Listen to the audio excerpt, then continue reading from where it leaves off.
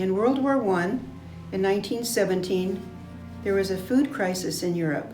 The agricultural workers were now in the military. Their farms became battlefields. The United States was called upon to help feed millions of starving people. We, the United States, entered the war a month later, in April of 1917. We formed the National War Garden Commission to encourage Americans to contribute to the war effort by planting, harvesting, and storing their own fruits and veggies. By the end of World War I, they were called victory gardens. Then the Great Depression happened in the 1930s in the United States. Since they already had learned how to produce vegetables and grow vegetables from World War I, people were planting their own plants, and with no money to spend on food, since they lost their jobs and their savings, they called these the Liberty Gardens. They went back to gardening to be self-sufficient and feed their families and to do something productive. In the 1940s, we had World War II.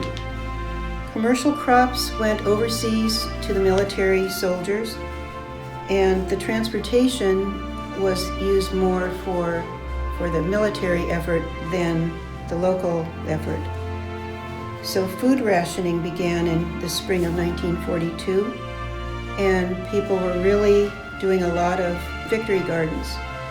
By 1943, there were 20 million gardens producing 8 million tons of food.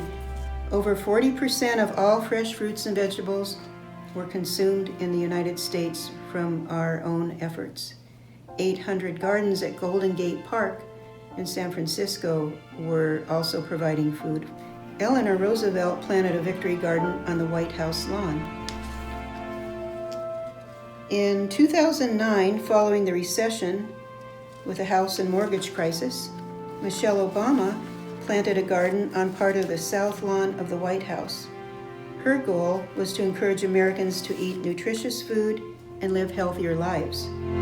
Her quote was, "To grow a healthier nation for our children," unquote.